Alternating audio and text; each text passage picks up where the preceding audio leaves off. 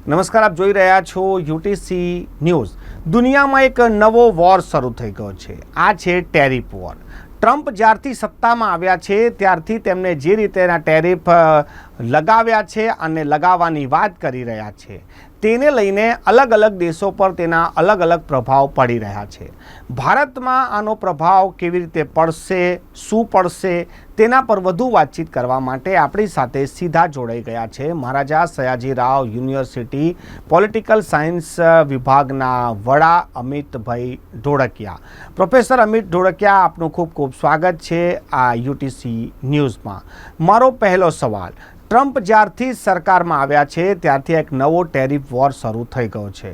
આને લઈને આપ શું કહેશો અને ભારત પર આની શું અસર પડી શકે છે? જી, ટ્રમ્પ જ્યારથી પ્રમુખ થયા છે ત્યારથી રાજકીય ક્ષેત્રે તો એમના નિર્ણયો અને નિવેદનોથી આખા વિશ્વમાં અનિશ્ચિતતા અને પ્રક્ષોભ થયો જ છે, પરંતુ આર્થિક ક્ષેત્રે, ખાસ તો વ્યાપારિક ક્ષેત્રે એમના નિર્ણયો અને નિવેદનથી છેલ્લા 20-25 વર્ષથી વિશ્વમાં જે વેપારની પ્રણાલી ઊભી થઈ હતી એમાં હવે અનિશ્ચિતતા અને ઘણી બધી ખળભળાટનું વાતાવરણ ઊભું થયું છે। ટેરિફ એ વિશ્વમાં જુદા જુદા જે આઇટમ છે કે સર્વિસ છે એની જરૂરતના આધારે ટેરિફ નક્કી થતી હોય છે। આયાત કરનારા દેશની પણ જરૂરત હોય છે, નિકાસ કરનારા દેશની પણ જરૂરત હોય છે, એટલે આઇટમ પ્રમાણે જુદા જુદા ટેરિફનું નિર્ણય થતો હોય છે કે કોઈ આઇટમને જો નિકાસ કરવાની કે આયાત કરવાની બહુ જરૂરત હોય તો તમે ટેરિફમાં વધારો અને ઘટાડો કરતા હો છો। હવે ટ્રમ્પે ક્યાંક એવો નિર્ણય લીધો છે કે હું કોઈ પણ આઇટમની જરૂરતને જોયા વગર માત્ર દેશને ધ્યાનમાં રાખીને એ દેશ ઉપર બ્લેન્કેટ 10%, 20%, 25% ટેરિફ લગાડી દઈશ। આનાથી મને લાગે છે કે અમેરિકાને પણ આર્થિક નુકસાન થવાની એટલી સંભાવના છે જેટલી અમેરિકામાં જે નિકાસ કરનારા દેશો છે એને નુકસાન થવાની સંભાવના છે। એટલે આ આખો જ નિર્ણય વિશ્વની જે વેપાર વ્યવસ્થા છે, વિશ્વની જે આર્થિક વ્યવસ્થા છે એને એક નવી દિશામાં લઈ જવાનો આ ટ્રમ્પનો પ્રયાસ છે। મનોજભાઈ?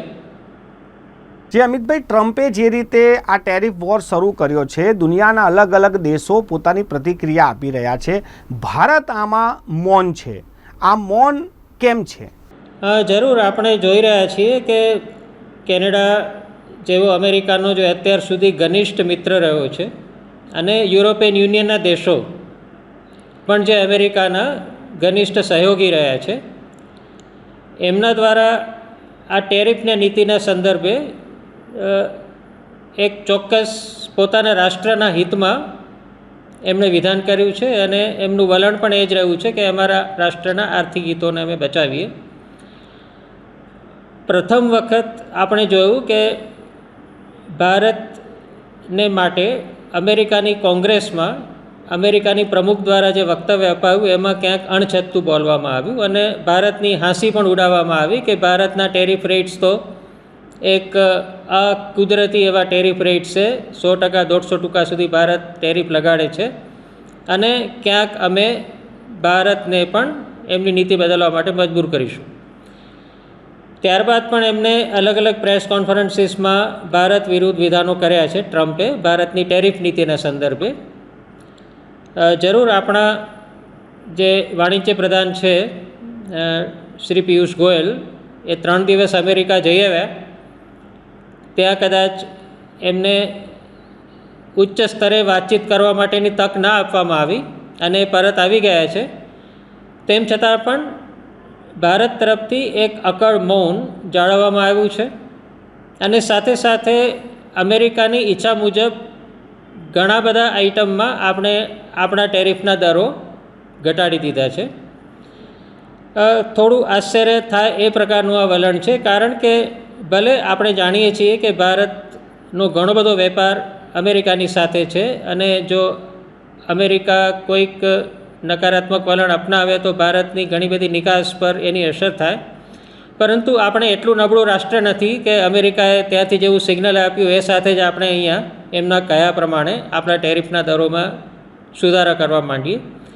એટલે એક અપેક્ષા જરૂર છે કે ભારતના વેપારીઓના હિતમાં, ભારતના નિકાસકર્તાઓના હિતમાં અને ભારતની જે કંપનીઓ છે એના હિતમાં એક વખત અમેરિકાની સાથે ચોક્કસ વાટાઘાટો કરે અને સંપૂર્ણપણે અમેરિકા ઈચ્છે છે એ પ્રમાણે જ આપણે દર રિવાઇઝ કરીએ એવું ના થાય, પરંતુ ભારતના હિતોની પણ આપણે જાળવણી કરીએ.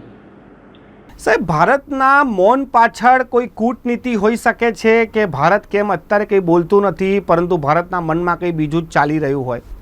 જરૂર કૂટનીતિ હશે જ, એટલા માટે કે આ માત્ર ટેરિફનો મુદ્દો નથી. ભારત અને અમેરિકા વચ્ચે બીજા પણ ઘણા ક્ષેત્રોના સંબંધો ઘનિષ્ઠ થયેલા છે, ખાસ તો ડિફેન્સના ક્ષેત્રે, સુરક્ષાના ક્ષેત્રે અને રાજકીય રીતે પણ ચીન અને પાકિસ્તાનના સંદર્ભે અમેરિકાનો સપોર્ટ ભારતને માટે લાંબા ગાળા માટે ખૂબ જરૂરી છે. એટલે એવું બને કે આપણે ટેરિફના વિષય ઉપર કોઈક આક્રમણ વિધાનો કરી એવું નથી કરવા માગતા કે બીજા વિસ્તારો જે છે સાયન્સ અને ટેકનોલોજી, ડિફેન્સ અને ડિપ્લોમસી, આમાં જે આપણા સારા સંબંધો છે એમાં કોઈ વિક્ષેપ પડે.